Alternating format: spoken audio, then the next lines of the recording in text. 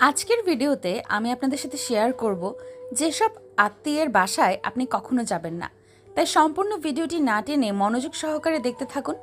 আশা করি এই ভিডিওটির মাধ্যমে আপনি অনেক কিছু শিখতে পারবেন। আত্মীয় শব্দটা শুনলেই আমাদের মনে একটা আপন ছবি আঁকে।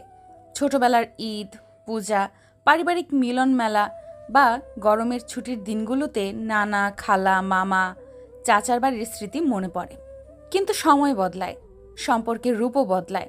অনেক আত্মীয় যাদের আমরা একসময় আমরা বলতাম, তাদের আচরণ আজ আমাদের নিজেদের কাছেই অপরিচিত লাগে। জীবনের পথে চলতে চলতে আমরা শিখি সব আত্মীয় আপন নয় এবং সবাইকে নিজের জীবনের ঘনিষ্ঠভাবে রাখা উচিত নয়। কিছু সম্পর্ক থেকে দূরে থাকলেই ভালো। নিচে এমন কিছু আত্মীয়ের কথা তুলে ধরা হলো যাদের বাড়িতে কখনো না যাওয়ায় আপনার আত্মসম্মান, মানসিক শান্তি ও পারিবারিক সুস্থতার জন্য ভালো। নাম্বার ১, যারা আপনাকে তুচ্ছ করে দেখে। কিছু আত্মীয় থাকে যারা সরাসরি কিছু বলে না, কিন্তু আপনার জীবনের প্রতিটি সিদ্ধান্ত নিয়ে খোঁচা দিতে ভালোবাসে। আপনি কি পড়েছেন, কোথায় চাকরি করেন, কত টাকা ইনকাম করেন, সব কিছুতে তাদের যেন মাপকাঠি। আপনার সন্তানকে দেখেই বলে, এ তো দেখতে তোমার মতো হয়নি, অথবা ও কি ইংলিশ মিডিয়ামে পড়াওনি। আজকাল তো সবাই পড়ায়। এমন আত্মীয়দের বাসায় গেলে আপনি স্নেহ বা সম্মান না পেয়ে শুধু তুলনা আর অপমান কুড়াবেন। বারবার ছোট হতে হতে একদিন আপনি নিজেই নিজেকে নিয়ে সন্দেহ করবেন। তাই এমন আত্মীয়দের কাছ থেকে দূরে থাকাই ভালো। নাম্বার ২, যারা মুখে মিষ্টি কথা বলে কিন্তু মনের মধ্যে বিষ। এ ধরনের আত্মীয়রা সামনাসামনি আপনার সাথে খুব ভালো ব্যবহার করবে, হাসি মুখে চা নাস্তা দেবে, আপনার ছেলেমেয়ের মাথায় হাত বুলিয়ে দিয়ে বলবে, বাহ কত বড় হয়েছে।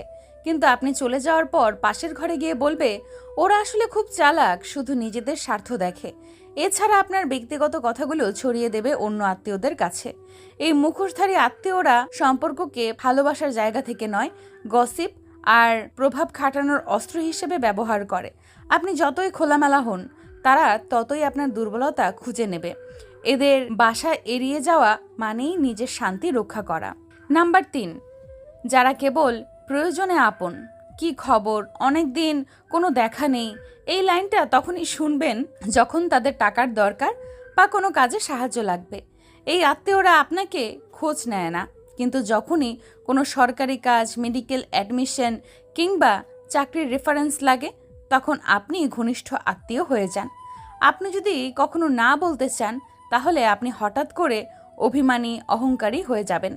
এ ধরনের আত্মীয়দের বাসায় গেলে একবার হয়তো খাতির পাবেন, কিন্তু ভেতরে ভেতরে আপনি হয়ে থাকবেন শুধুই সুবিধার মাধ্যম। নাম্বার ৪, যারা আপনার স্ত্রী, স্বামী বা সন্তানকে অপমান করে। আপনি নিজে অনেক কিছু সহ্য করতে পারেন, কিন্তু আপনার জীবন সঙ্গী বা সন্তানের অপমান সহ্য করা খুব কষ্টের। কিছু আত্মীয় আছে যারা কথার মাঝে স্ত্রীকে বেশি আধুনিক বা চুপচাপ বউ বলে কটাক্ষ করে। কেউ কেউ সন্তানের পড়াশোনা, চলাচল কিংবা পোশাক নিয়ে মন্তব্য করে। এ ধরনের পরিবেশে পরিবার নিয়ে যাওয়া মানে নিজেদের মূল্যবোধ বিসর্জন দেওয়া। সম্পর্ক যদি অপমানের কারণ হয়, সেটা যত আত্মীয়ই হোক, সেই বাড়ির দরজায় আর পা না রাখাই শ্রেয়। নাম্বার ৫, যারা সম্পর্ককে প্রতিযোগিতা বানায়। এদের কাছে সবকিছু তুলনার বিষয়। আপনি কোন গাড়ি চড়েন, কার বউ বেশি স্মার্ট, কার ছেলে বেশি মার্কস পায়, সব কিছুর মধ্যে প্রতিযোগিতা। তারা নিজের অর্জন বোঝানোর জন্য আপনার অপূর্ণতা খোঁজে। আপনি একদিন তাদের বাসায় গেলে সারাক্ষণ শোনাতে থাকবে, আমার ছেলেটা তো এবার কানাডা যাচ্ছে, আমার মেয়ের বিয়েতে লাখ লাখ টাকা খরচ করেছিলাম, ইত্যাদি। এমন আত্মীয়দের বাড়িতে গেলে আত্মসম্মান কমে যায় আর অযথা হীনমন্যতা তৈরি হয়। নাম্বার ৬, যারা আপনাকে নিয়ে হাসাহাসি করে। আপনার ভাষা, উচ্চারণ, পোশাক, ধর্মীয় চর্চা, এমনকি আপনার শরীর, সব কিছুর ওপর কিছু আত্মীয় রসিকতা করে। কেউ হয়তো বলে, তোর তো এখনো বাচ্চা নেই, আবার কেউ বলে, তুই দিন দিন আলুর মতো মোটা হয়ে গেছিস। এইসব কথার পেছনে অনেক অসম্মান লুকিয়ে থাকে। একটি আত্মীয়র বাড়িতে বারবার এই ধরনের মন্তব্য শুনে শুনে আপনি এক সময় বুঝবেন, ওরা আপনাকে মানুষ না, বিনোদনের বিষয় ভাবে। সেখান থেকে দূরে থাকাই হবে নিজের প্রতি সম্মানের পরিচয়। নাম্বার ৭, যারা অন্যদের সামনে আপনাকে হেয় করে।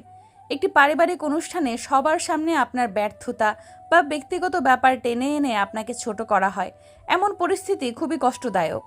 কিছু আত্মীয় আছেন যারা মজা করেই হোক বা ইচ্ছাকৃত সবসময় এমন কথা বলেন যা আপনাকে বাকি সবার সামনে অপ্রস্তুত করে তোলে। এ ধরনের আত্মীয়দের বাসা মানেই মানসিক যন্ত্রণা।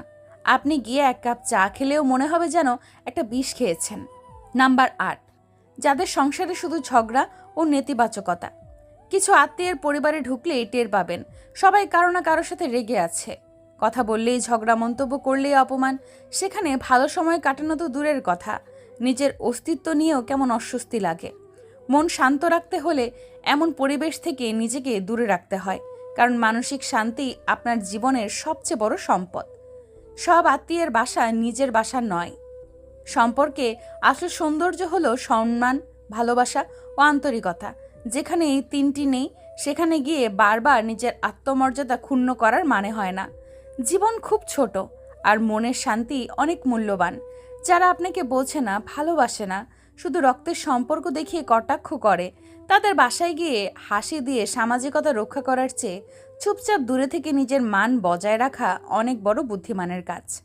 শেষ কথা, আত্মীয়তার মূল্য থাক, তবে নিজের সম্মান যেন তার চেয়ে ছোট না হয়।